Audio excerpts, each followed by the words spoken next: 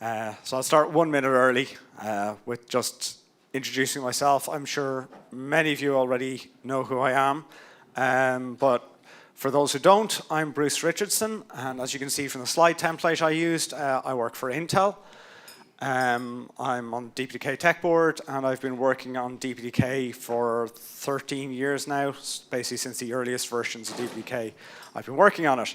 So this talk today it's based off some prototyping and investigation I was doing around different ways we could look at use DPDK, and I'm going to talk today about sharing mempools, zero copy between processes, and some related things in that area. Okay, so there's going to be quite a bit of deep dive into how this can be made to work.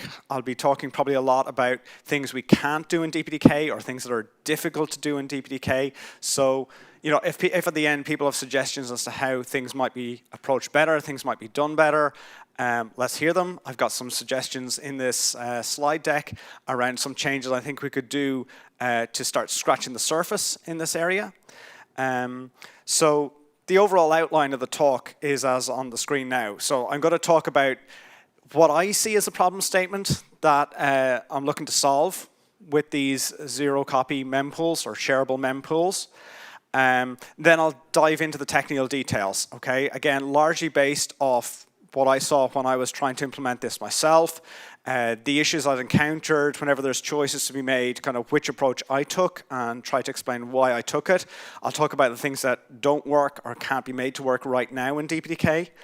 And as I said, I'll finish up with some suggested improvements that I think we might make, and I'm sure maybe others on this who are familiar with the internals at DPDK can come up with some other approaches that might be interesting or some other changes that might help in this scenario. But let's start off first of all with the problem statement, or what the problem I'm looking to solve is. And this is one that I've heard from a couple of different people who are working and developing applications with DPDK, how to take two processes that need to work together. Now these would be DPDK processes generally. Maybe you have this scenario on screen where you've got your NIC, and you've got a DPDK process receiving packets on that NIC, but some of those packets, or potentially all of those packets, need to go across to a second process for some additional processing. Okay, how do you make that work efficiently? Or it may be the case slightly differently where you've got two processes, each with their own network ports, and they each receive packets, but occasionally a packet maybe comes in on the wrong port and it needs to be punted across to the other one. Or packets come in on one, take some processing, hand over to the other, and then back out. So you could have that kind of arrangements. Or another arrangement that I've actually seen and heard about is one where you may have three processes cooperating. Okay. For the purposes of this talk, I am going to be more focused though on the two process case. Okay. Some of the things, some of the solutions I propose may work in the three process case. I just haven't tested them to see what additional gotchas there may be there. Okay. So that's a problem statement I've been looking at and that this talk is focused on. In the room, anybody kind of in this situation where they've looked at this or had to work with the case where they got a couple of processes where they want to actually have them running independently but sharing buffers between them? Okay, I see some nods and some hands, and okay, good. Yeah, I have come across people talk about this problem before. So right now, there's a couple of ways this can be implemented. Okay, the first solution, and probably the cleanest solution, is that you use something like vhost virtio or something like memif, these drivers in DPDK, and use them to make a connection between the two processes that need to communicate. The downside of this, obviously enough, is that it's not zero copy. So you are going to pay a performance penalty for this, especially if you're dealing with large packets and there's a large number of copies to be done. This is the other solution that I've seen used, and quite widely used, is to use DPDK multiprocess. Even though the two processes may logically be separate and doing separate tasks, And DPDK multiprocess, I guarantee you, was originally written, because I was involved in some of the original implementation of DPDK multiprocess, it was originally written to make multiple processes look like multiple threads inside the same process, where each would, run to completion with the same packet pipeline. That was the original intention of it. But it also serves in this situation as well, where you've got two processes that you want to work together in a zero copy manner. You can use DPDK multiprocess to make them work like that, to have them sharing buffers. But it does come with a few extra complications, as anybody who's worked on the drivers or any of the internals of DPDK well knows. Okay? It requires, DPDK multiprocess requires common memory mappings in both processes. And the end user is well aware of this as well, because it means that it doesn't play well with things like address space layout randomization, ASLR for short. All the devices in the processes have to be shared as well. It's not just the memory that's shared, it's all the devices and device layouts have to be shared. It requires you to run the applications with consistent command line parameters. And by consistent, it sometimes means different. In the case of L-core IDs, you can't have them overlapping. And other times consistent actually means consistent in the case of your device parameters, where they need to be set up the same way as well, so you get that shared common set of devices. In general, it complicates so many things inside of DPDK. For the driver writers, the drivers need to be aware of whether they're being initialized inside a primary or secondary process. If they're inside a secondary, well, how much of the initialization sequence do I need to skip? How much can I take from the primary? For those working in the AIL and in memory management, the cleanup is harder because we have to leave huge pages around accessible after startup for the secondary process to join them. So lots of complications in short. Okay, so to go back to the original question, what is the problem statement? Here's the one-line version of what it is I'm trying to solve. Zero copy of buffers between DPDK processes that does not require DPDK multiprocess. We're trying here to find a way to solve this problem without forcing users to use DPDK multiprocess. Because then, from talking to a number of people using DPDK, they're using multiprocess not because they want to, but because this is the problem they're trying to solve. And there's no way currently to do it easily without using DPDK multiprocess. Okay, how do we go about trying to implement such a scheme? Okay, so first thing we need is shared memory. Okay, we can get shared memory in any one of a number of ways. From trying this out and looking at the problem, I think the best way is to avoid trying to use the actual DPDK memory of one of the processes. Because DPDK does a whole bunch of memory management for us under the hood and is putting headers on the start of memory pages and in various places. So for this scenario, and what I implemented when I was experimenting with this, was to take a completely separate block of memory. Use something like shemget or memfd. I prefer memfd because I'm able to get huge pages with it. Just allocate a whole new clean block of memory for sharing. Okay, and that's just easier for us to work with. Okay, because we're targeting DPDK multiprocess and we're trying to avoid the restrictions that come with that, the one thing we want to ensure is that there is no assumption of the same addressing being used in both processes. So we take our shared block of memory and we can map it at different locations in the virtual address space in both processes. That's a key objective here. I will also say I'm assuming in this case that we have some sort of IPC mechanism for passing details of the shared memory between them. I used memfd and then used a Unix socket just to pass the file handle between the two processes. You could use shemget and a shared ring or some mechanism. I'm not going to go into the details of that.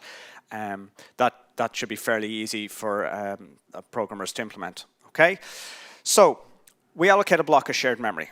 So what's next? Okay, we need to register it for use by DPDK itself. Okay, there's a couple of different ways this can be done. So the easy way is, or the easier way, I should say, is to use a DPDK malloc heap management. Okay, and I had some discussions with Natalie, who's did a lot of the memory work in DPDK about how to use this and finding gotchas and things like that with it. He was helping me debug some of the issues I encountered. The simple way, though, if you've got a block of external memory, you create a malloc heap for it, which gives you a unique socket ID. Once you've created the heap with the socket ID, you then add your block of memory to it. Simple enough. That does work, and whenever I tried using it, things were crashing all over the place because it turns out you can't do this in two separate processes. Because whenever you add your block of memory to a malloc heap, the DPDK malloc allocator puts a header at the start of that block to track and do administration on that block of memory as it gets parceled up. So as soon as you map it in the second process, that block gets overwritten in the first one and things break all over the place.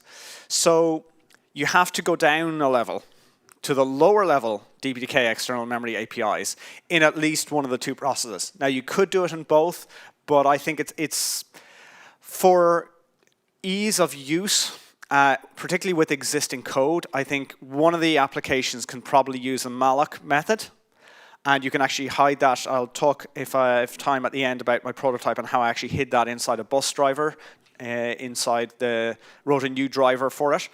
But the other process then, if one process uses the malloc heap method, the other process then has to use the extmem register APIs and then explicitly register the IOVAs using, what's the name of the RT-dev DMA map per device. That has to be called per device you want to do I/O on to register them in the second process. Okay, so this is the first big issue, is how do you map in the memories? And the short answer is malloc heap in one process, extmem register in the other, with an optional device register if you're going to do I/O. Okay, see, it's already more complicated than we'd like it to be, and than it probably should be. Okay, but it does work. Okay, so we now have our shared memory. Okay, that was actually the easier bit, because now we come to where it gets really hard and really tricky and fiddly, is creating the memory pool, okay, to get our buffer memory. So again, we're going to assume that as packet mbuffs we're talking about here, that as packets we're going to be punting between the two processes, okay? So first of all, a little easy bit. If we've used the malloc heap APIs in one process, it means we can just call our general packet mbuff pool create function in that process to create our mempool, okay? If we haven't and we've used the extmem register APIs, then we're again having to drop down a level because we have to use the mempool APIs to create an empty mempool and then explicitly populate it from the external memory. So this is why I was recommending that one process probably uses the malloc heap method, because it means that that process can also then very easily create your initial mempool in it, just using packet mbuff pool create. Okay, but once we've created that memory pool, it's now in shared memory, it's now accessible to both processes, but only one of them knows about it and can use the buffers from it, because the elements inside the memory pool have got the pointers. The mempool tracks pointers after all. The pointers in it are only valid in one process because we got the different mappings in the two. And then a more important issue initially is that our shared data structure for holding these pointers, which is generally an RT ring, but could be a stack too, that itself is accessed via a pointer inside the memory pool structure. So even if we pass the pointer to our mempool, to our second process, it can't use it to access the underlying shared ring to even get out the pointers that are wrong anyway. Okay, so multiple levels of complication. So I'm going to deal with that second one first, the mempool structure pointers. Okay. The solution I found to this is to duplicate the memory pool structure itself. So just the struct mempool, okay? We have, you can see in the diagram here on the right, we have our struct RT ring or our stack, okay? That's in shared memory. We then have two separate RT mempool structures that point to that structure using their own process local addresses, okay? So we've cloned our mempool structure. But this gives us an additional advantage, though, that turns out to be really key in making this all work in a performant manner. If we clone the mempool structure, we also are cloning the pointer to the per core caches.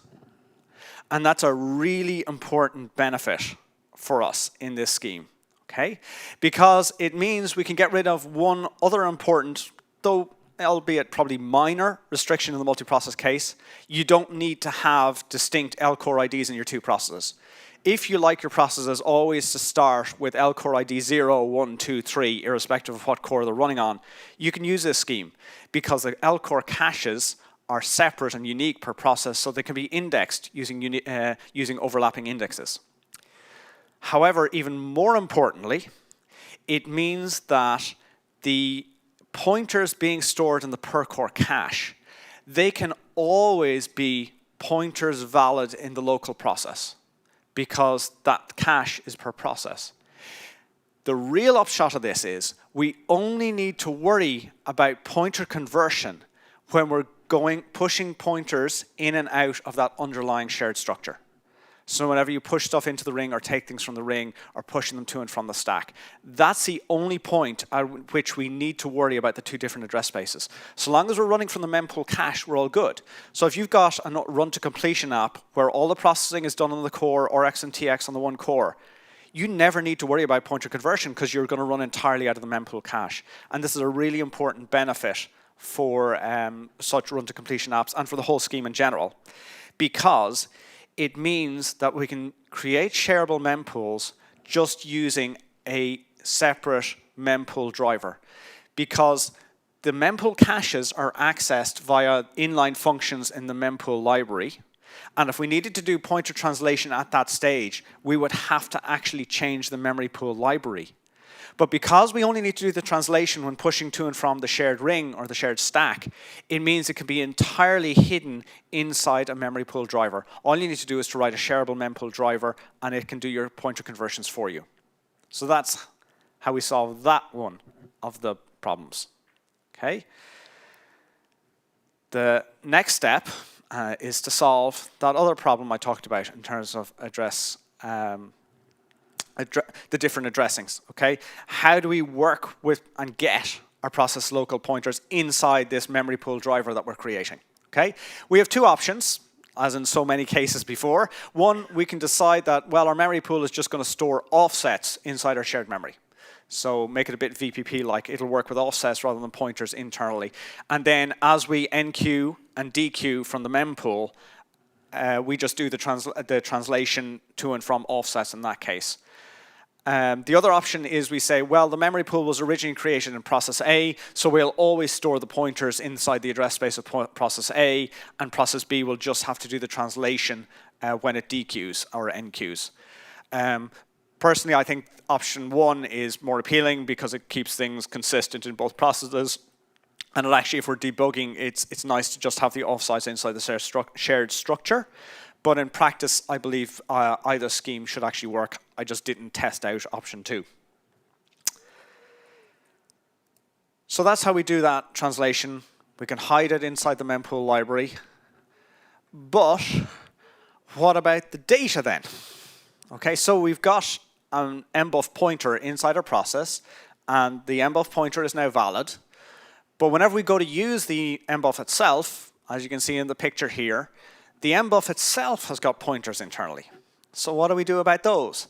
How do we go about adjusting those pointers? So again, we need to hide this and come up with a workable solution for it. My initial thought was, okay, well, before I get into how I solve this, just to mention, as called out here in the slide, what the different pointers are. So inside the mbuff, we've got the buff address, which is most critical. That's your pointer to where your data is stored inside your mbuff. Now, this would generally point to just after the mbuff header, the private data for each mbuff, and then actually at the start of the headroom is where it points to.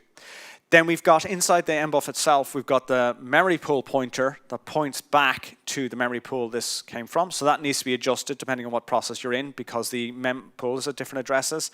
We also have an IOVA if we're doing packet IO using this mbuff, which we almost certainly will. That will need to be updated if we're doing IO in the current process.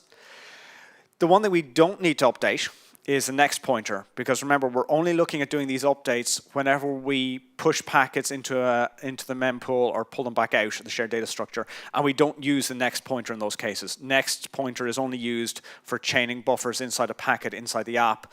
Once you go freeing the buffer, the next pointer is no longer used. So, okay, we're down from 4 to 3, not a huge win. Okay. So how do we update these 3 that we care about? So the easiest one is a mempool pointer. And this is easy because whenever you do a mempool get and it calls down into your mempool driver. The first parameter to that function is the mempool pointer itself. So you just take that mempool pointer and assign it to the mempool inside the mbuff you're dequeuing, and that pointer is updated. You have it handy.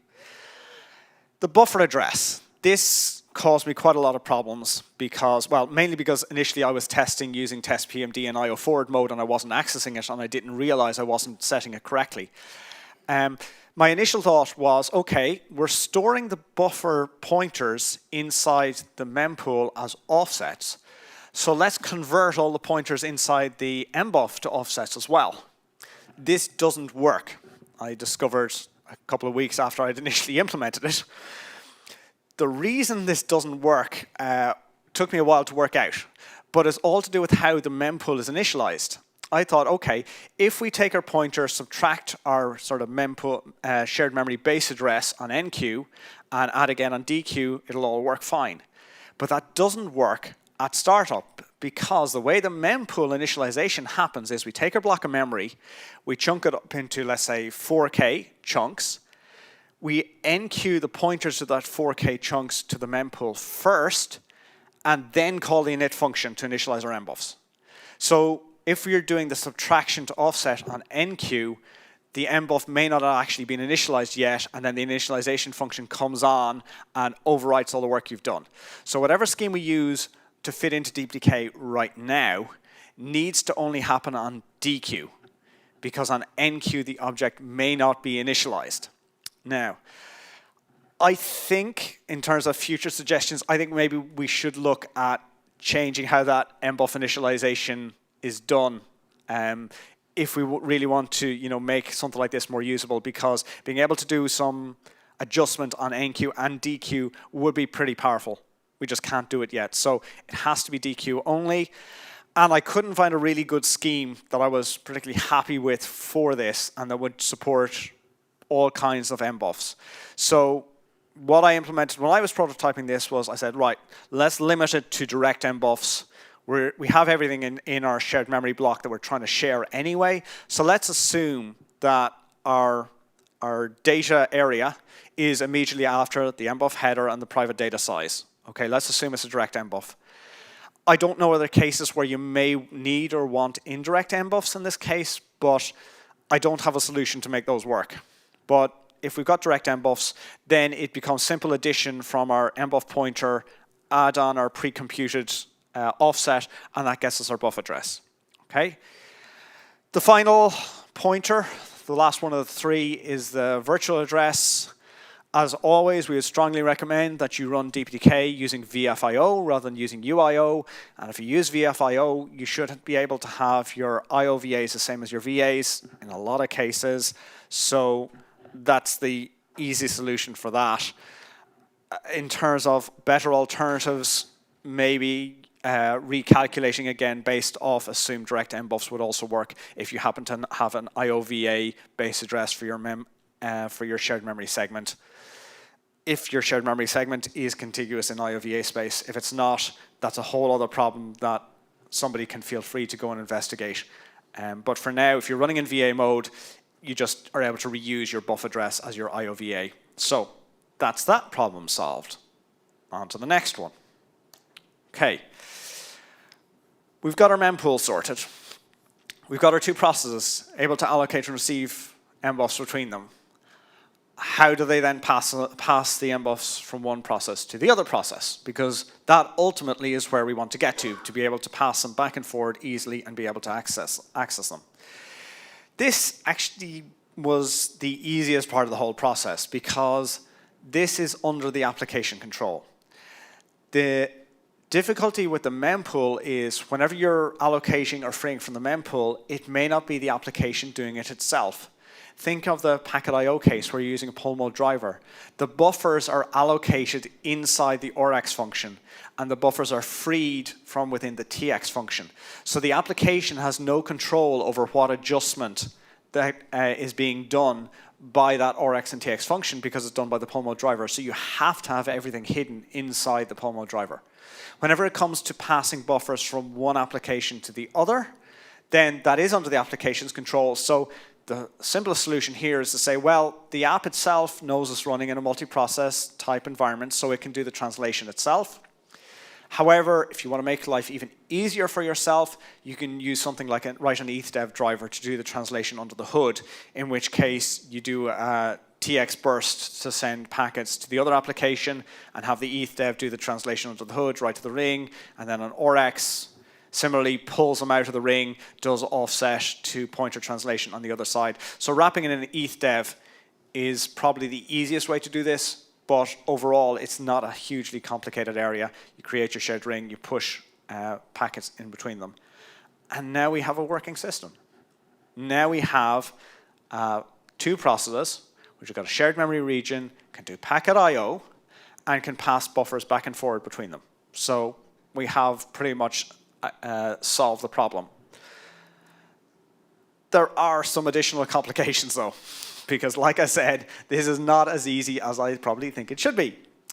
So we can create a shared mempool driver, as I've just described, but I've only really talked about it in the case of mbuffs.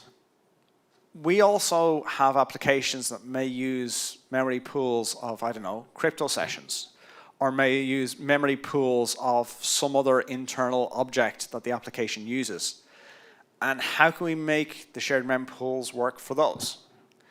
And the short answer is we can't really, because all we've got is a memory pool driver with enqueue and dequeue functions, or get and put functions, whatever way you want to talk about it.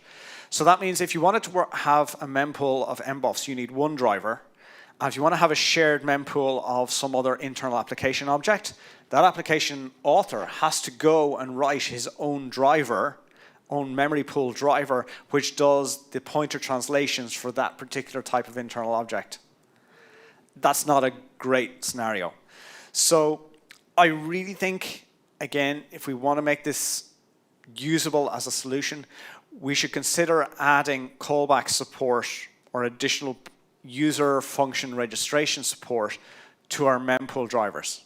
Okay, so whenever you do a mempool put or mempool get from the shared object, we need to be able to register an address translation function for that particular object type. So we can do it under the hood for packet mbuff create. It'll automatically register the translation function for dealing with mbuffs. But for the custom application that has its own internal structure, all the application writer has to do is to write the conversion function for offset conversion for that particular structure, and then register it with the standard shared mempool driver. So he doesn't need to write a whole mempool driver. Again, subject to the restrictions of you actually need to, right now, only do the conversion on dequeue. Okay? So that's kind of our bonus complication, as I like to talk about it. But to have a really resilient solution, we need something like that added. It shouldn't be a performance problem, because after all, run-to-completion apps run entirely out of cache. So this would never be called, except at perhaps first dequeue. And even if you are running a pipeline app where you do RX and TX in different cores and buffers are having to flow through it, again, it's not even per burst because you got your mbuff cache, so it may be once every 250 packets such a function got called. So it's unlikely to ever be a major bottleneck. The overhead of the function call, the translation you have to do anyway, whether you do it via callback or via a mempool, custom mempool class. Okay, so to kind of summarize the suggestions I have based off this endeavor. So already talked about callback support in excruciating detail. I've also mentioned the fact that, you know, our object init for mempools, it would be nice if that was called before we push the packets to the mempool, so we can always have the mempool guaranteed to contain initialized objects. Because right now, they're sometimes initialized, or they're mostly initialized, but that first enqueue is done on uninitialized objects. One that I didn't actually talk on, but that caused me problems when I was trying to make this work with an application, with one of the applications being testpmd completely unmodified. Okay, I was trying to hide this so I could have testpmd, let's say, as a second application receiving packets from a first application via the shared mempool. Our internal malloc structures, our APIs, sorry, They don't allow you to attach external memory to a physically present NUMA node. So whenever you go to attach your shared memory to your DPDK process, you can't say attach this memory to the heap for socket 0 or socket 1, if you're assuming a 2-socket system. Instead, you have to create a new malloc heap that'll return, let's say, socket 32. And if you want to create your mempool inside that shared memory block, you have to say, I want to create a mempool on socket 32. Okay? If you want to use an existing app transparently, and that app is already saying, create the memory pool on my local socket, it's never going to create the memory pool on in the shared memory block, even if that block is physically present on the local socket. So some way to allow us to add memory to the local socket, or what I think is actually a better solution and one I implemented, it was the only change I made actually outside of drivers to make the test PMD instance work, is to add a swap function. So what I said was I'll create my socket 32 heap. I will add my large shared memory block to socket 32. Then once that is done, I'll swap the heaps for 0 and 32. And from then on, all the allocations done by the application were being allocated from my shared memory block because it thought it was the memory on socket 0. Well, it was actually on socket 0, but it wasn't sort of the DPDK memory for socket 0, which was now in socket 32. So some solution like that would allow us to use this more transparently. Okay? How am I for time? I still have a couple of minutes. Okay, so this, to finish off with, this is what I actually implemented. Okay? I created on the bottom this RX and TX process, which was explicitly designed for working in a multi-process scenario with these shared mbuffs, shared mempools. And then I had a second application process that was logically sitting on top of it that didn't directly connect to the network card, okay? And actually didn't directly use huge page memory either. And that top application, I used an unmodified test PMD application. I made the one API change, one addition to EAL to allow me to swap the memory heaps. And then I created 3 DPDK drivers that I was able to load with via -D to add them to test PMD. At which point this whole scheme worked, where I had the bottom proxy process, if you want to call it a proxy, was able to do packet RX and TX from the NIC and actually do the mbuff creation and pass those mbuffs up to test PMD, which just saw them as coming in on ETHDEV. Because I had created a bus type driver which was loaded into test PMD, and that bus type driver, you initialized it by telling it go use that Unix domain socket via the -A flag, at which point it received the handle for the memfd, mapped that huge page memory that came via the huge FD inside the bus driver. It did that mapping and did the switch of the malloc heaps. So test PMD, whenever it went packet mbuff pool create on socket 0, or actually socket 1, I was running it on socket 1, it was creating these mempools in the shared memory block. I'd also registered a shared mempool handler with all those tricks that I talked about earlier in it. And whenever the bus driver was initializing, it said, okay, I'm loading up the shared memory. Now set the default mempool handler for packet mbuff create to be my shared mempool handler. So again, test PMD created shareable mbuffs without ever realizing it. And then for the last part, I also registered an ETHDEV driver to hide the whole complexity of the address translation under the hood. So test PMD saw, oh, okay, I see this new bus that I've got. It's got an ETHDEV on it. And okay, I'll initialize that ETHDEV, create RX and TX rings. And whenever the RX and TX rings were being created, behind the scenes, the ETHDEV was telling the bus driver to send the addresses of the rings down to the underlying process.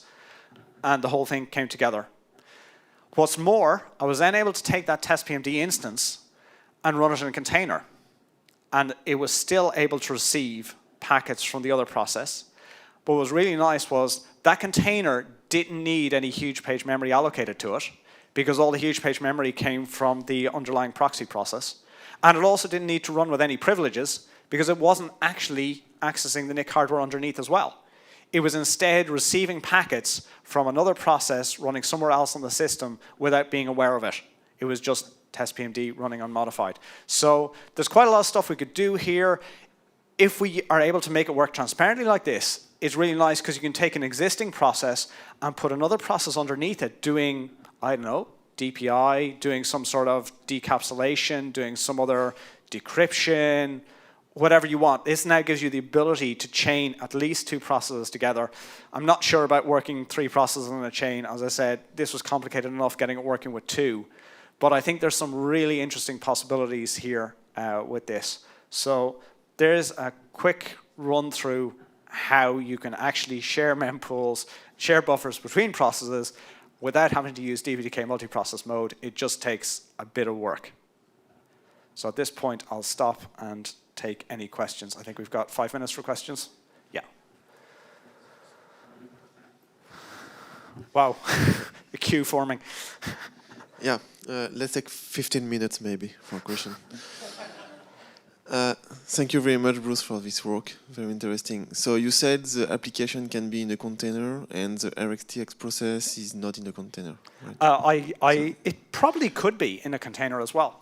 I ran it on the host because I was accessing the NICs, but you could put it in a privileged container. It was just, you know, accessing the NICs, but it does work across containers. The only thing I needed to share was the path where the Unix socket was, because I need the socket for communicating. Okay. So I see some benefits in this model, but I would like to challenge your motivation. You said at the beginning that you are like bored of the complication of the multiprocess in DPDK, the computation that you brought initially. Well, I'm not sure bored is the best term for it, but as I said, it seems to complicate so much. Yeah, but so you are adding a new possibility, but you are not removing the need for general multiprocess in DPDK. I mean, we cannot remove multiprocess. Not while people are using it. Yeah. Yeah. So it was part of your motivation, but it's like a dream. Well, the motivation is not so much to remove multiprocess. As I said, the original idea behind multiprocess, as I understand it, was to allow us to run multiple processes as though there were multiple threads. And the concept was that each of these would be run to completion. Okay? So that use case is probably still valid, and the restrictions are pretty good for it. But what I'm trying to solve is everybody who's using multiprocess, not because they really want to use multiprocess and make their processes like threads, but they're using it because they need the performance of sharing buffers between their 2 processes. And there's quite a lot of people, I think, out there who are using it in that way, and I'm trying to come up with a solution and an alternative to that.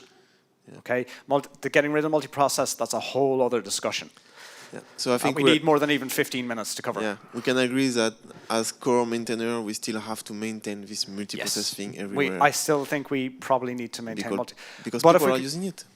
But if we can reduce the number of use cases in which it's used, we may be able to simplify it.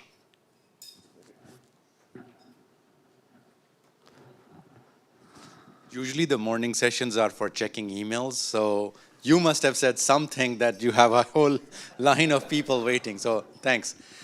Thanks for the 9 a.m. slot, whoever did our 20 past 9 slot, whoever did the schedule. Otherwise, I was like, oh no, I got to talk to this. I've got a bunch of people who were out last night at the pub. Anyway.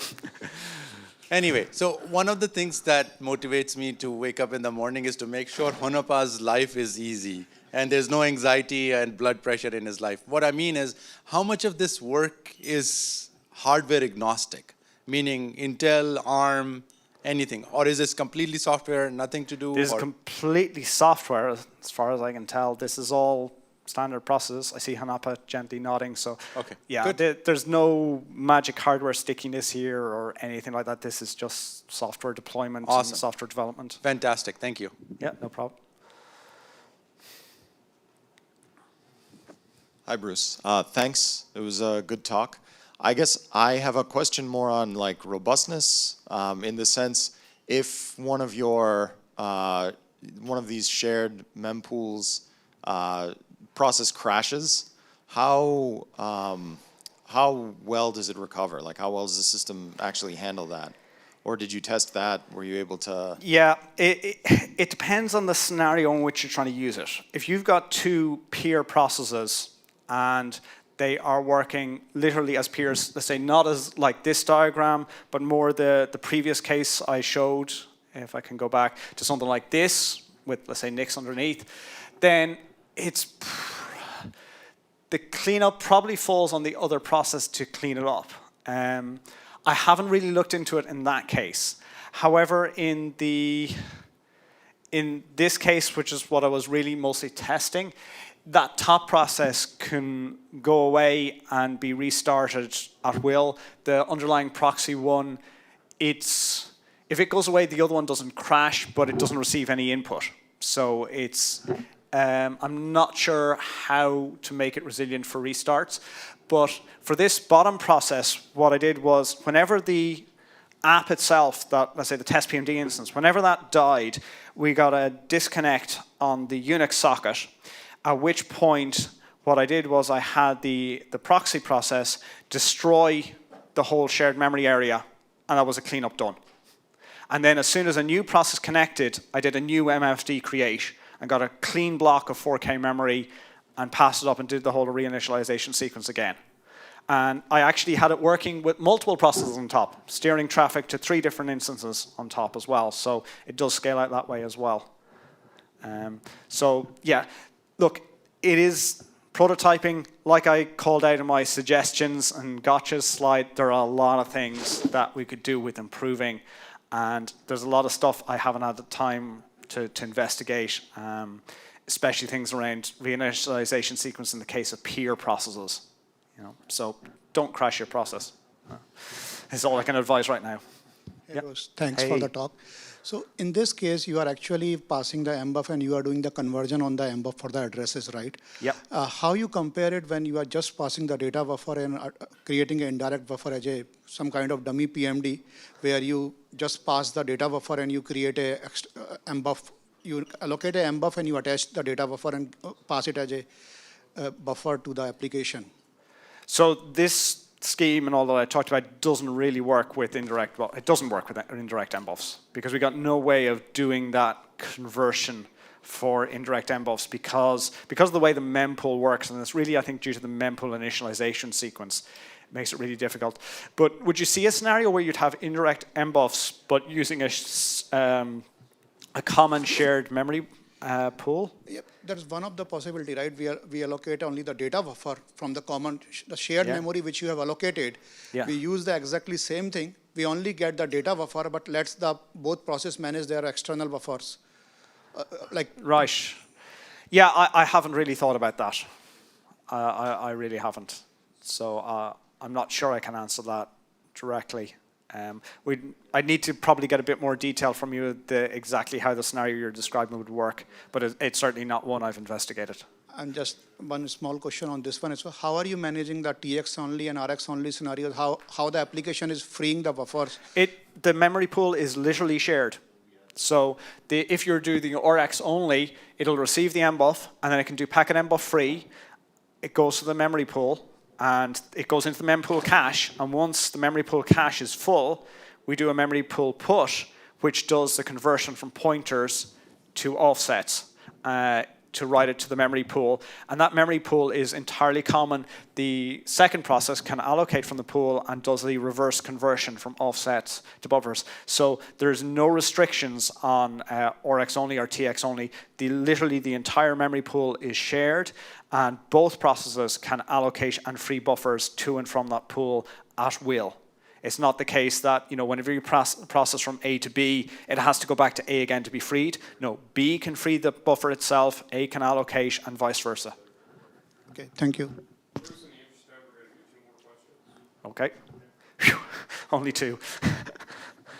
So this is basically you look at some of the structures for a specific use case and say, every pointer I will convert to an offset because pointers don't work across different processes.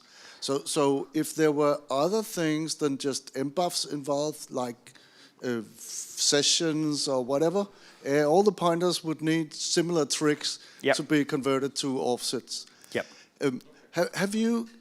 So I think for a more complex application, there would be similar steps involved in all the other structures. Yes. So it seems like quite a lot of work for a more advanced application. Did you consider as an alternative? Obviously, this is for handling packets, which Yeah. makes sense. Did you consider as an alternative some sort of lightweight secondary process, where the secondary process just attaches and doesn't do a lot of initialization and so on? No, I'm considering specifically that because I explicitly wanted to get rid of the restriction of having the same address space in both processes, because that's really the most difficult part of DPDK multiprocess from from a runtime viewpoint or from an end user viewpoint. The other complications around, your drivers have to be aware of it.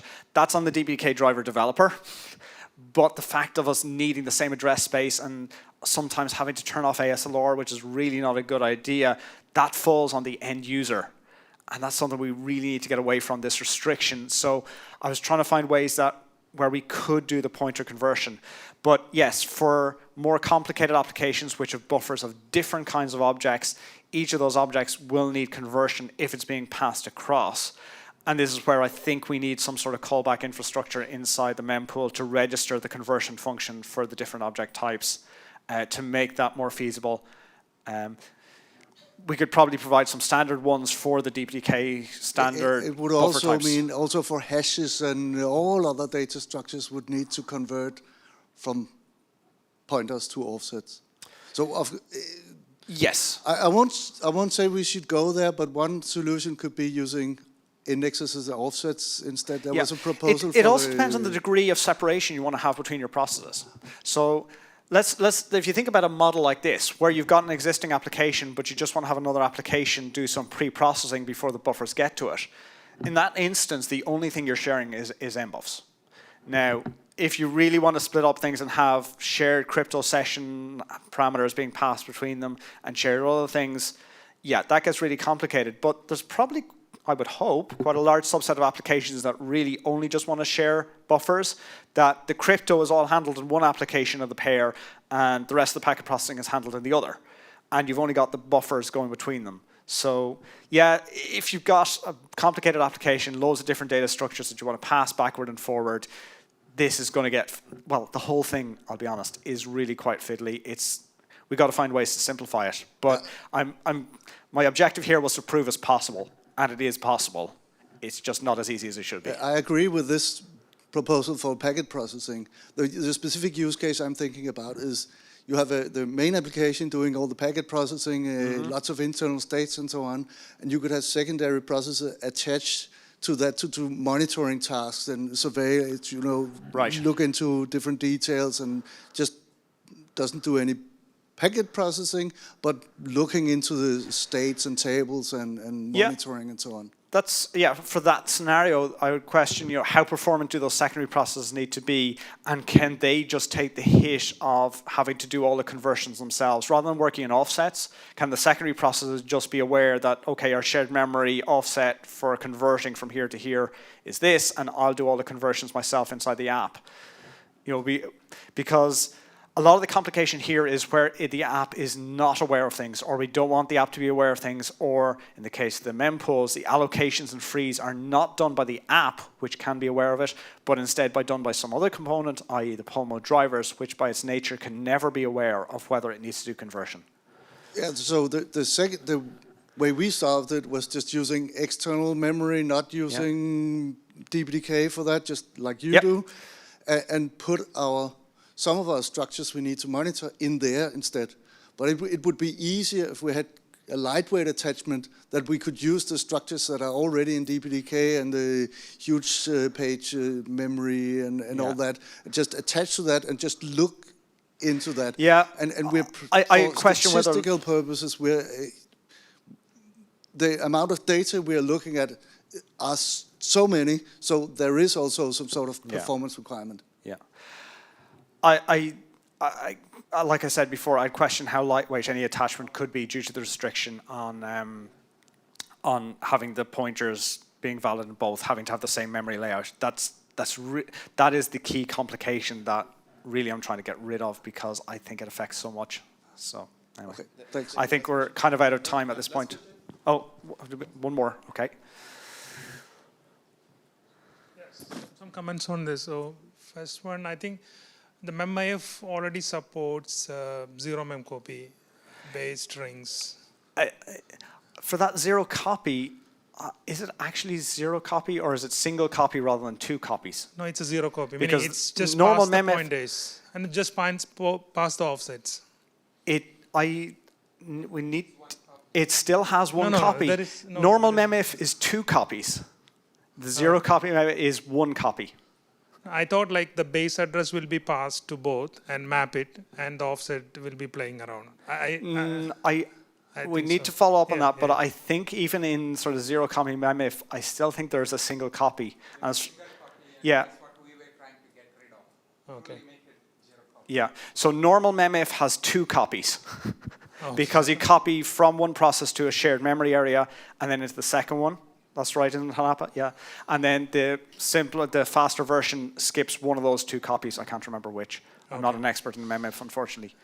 Yeah, another thing I think is mempool, the hardware accelerated mempools, right? So I think that solution may not work. Yep. Yeah. So Yeah, that's one part. I don't know enough about hardware accelerated mempools to even start to Because work out how hardware you is one that is doing alloc and free. Yeah. So that may be. Yeah, this pure software implementations only, Yeah, unfortunately, right now. Yeah, So. that makes sense. And other thing, so once I was thinking like if memif really supports zero memcopy, then maybe just passing the memory for actual data, maybe just passing the memory is enough rather than fixing up the share memory pointers. Yeah. Yeah. Yeah. Okay. Yeah.